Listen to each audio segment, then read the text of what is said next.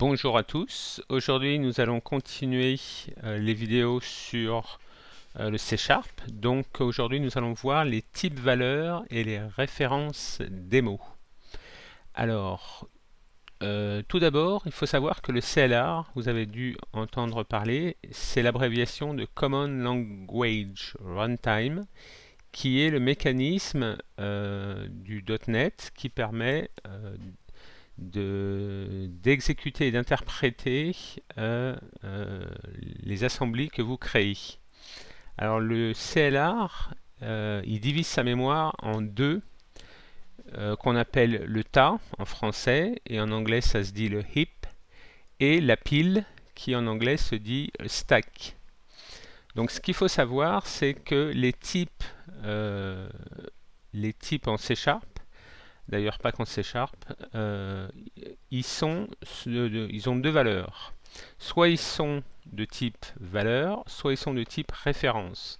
Alors un type valeur, tous les types valeurs sont mis dans la pile. Alors ce qu'il faut savoir, c'est la plupart du temps, c'est pas tout le temps. Il y a quelques exceptions. Mais on peut retenir que la majorité du temps, c'est mis dans la pile. Alors un exemple de type de valeur, par exemple une structure, une énumération, un entier, int, et d'autres types. Et le deuxième type, c'est les types références. Ceux-là, ils sont mis dans le tas. Alors un très bon exemple, c'est les classes. Alors on a vu dans la vidéo précédente que quand on crée une structure, il copiait l'initialisation de la structure dans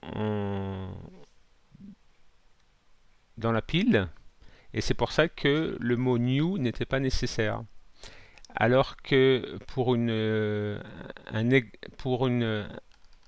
type référence, comme une classe, le mot new est obligatoire afin justement de réserver un emplacement mémoire et d'avoir un pointeur vers cet espace mémoire. Donc là, j'ai créé une classe personne que j'ai appelée personne A, qui est une nouvelle classe personne. Alors je vais vous montrer sa définition. C'est simplement une propriété qui est le nom de type string. Et j'ai fait la même chose avec une structure.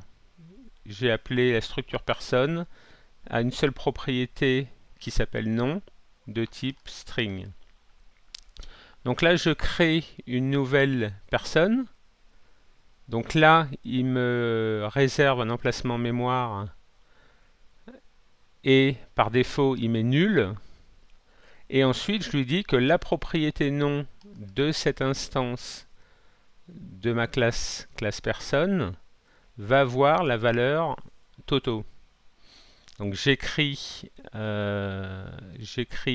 ce nom. Ensuite, je crée une deuxième instance que j'appelle personne B, qui est toujours de type classe personne, et que je dis cette instance est égale à l'instance personne A. Et ensuite, je lui dis que le nom, la propriété nom de mon instance B que je viens de créer, s'appelle Titi. Alors la question, et ensuite je lui demande d'afficher la personne A. Alors on pourrait se dire, voilà, je crée une première instance, elle a le nom Toto, je crée une deuxième, je lui affecte le nom Titi, et donc ma première personne, elle n'est pas touchée, parce que c'est deux instances différentes.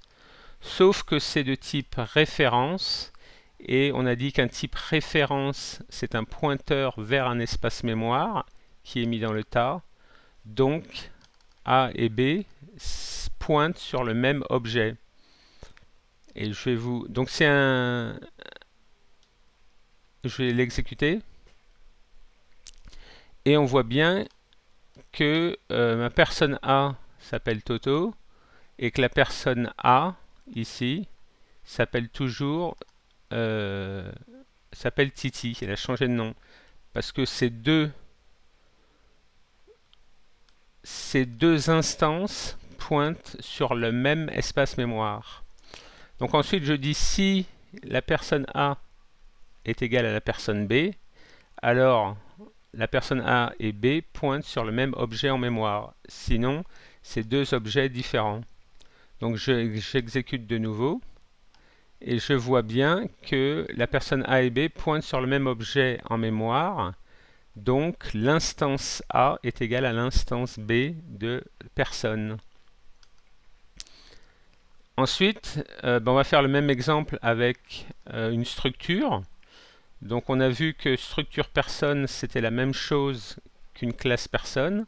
Elle avait une seule propriété nom de type string. Et donc je dis structure personne A2, c'est une nouvelle structure. Alors là vous voyez que j'ai pas mis de classe de constructeur. Pourquoi? Parce qu'on sait que aussi bien pour une classe qu'une structure, le compilateur va la créer par défaut. Donc je lui dis que ma personne A2, son nom c'est John. Je crée une structure personne que j'appelle personne B2.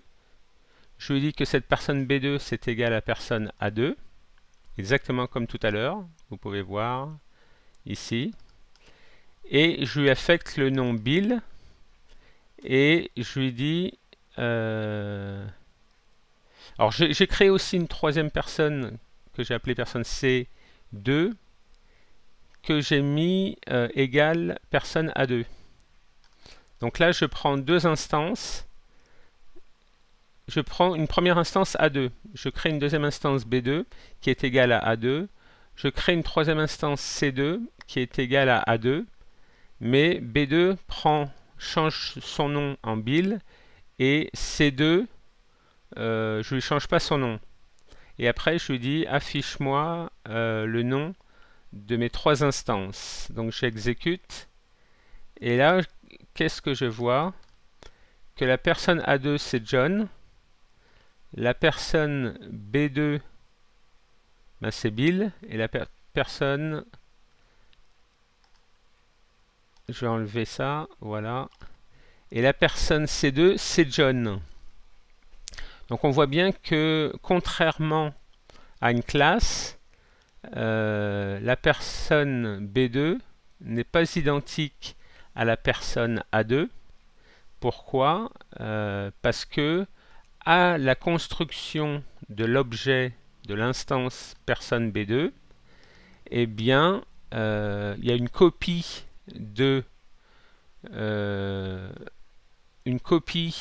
en mémoire des valeurs, des propriétés de cette instance qui sont faites. Et ensuite, donc, ce qu'il faut savoir, c'est que là, cette personne à la création, son nom c'est John, mais juste après, c'est Bill. D'ailleurs, je vais vous le prouver en mettant un point d'arrêt ici, sur ma ligne 32, j'exécute. Si je vais personne, vous voyez que son nom c'est nul parce qu'elle n'est pas encore exécutée. Si maintenant je fais exécuter un pas à pas détaillé ou le F11, ma personne elle est créée. Elle n'a plus une valeur nulle, elle a une valeur John. Pourquoi John? Parce que c'est une copie de la personne A2, qui elle a un nom John. Ensuite, je tape sur F11, et ben j'attribue le nom Bill à ma personne A2, et A2 maintenant se nomme Bill. Donc j'enlève mon point d'arrêt, je fais F5 pour continuer jusqu'à la fin, et on voit que ma personne C2, elle, n'ayant pas changé son nom, a pour nom John. Donc vous voyez ici la différence entre un type valeur et un type référence. Et on voit bien sur la vidéo précédente que j'ai montré la création et l'instanciation soit d'une classe, soit d'une structure, c'est-à-dire soit d'un type référence, soit d'un type valeur, et pourquoi deux objets deux instances peuvent pointer sur le même objet en mémoire. Voilà, donc si vous avez aimé, vous pouvez vous abonner. Si vous avez des questions, n'hésitez pas à les poster. Merci et à bientôt.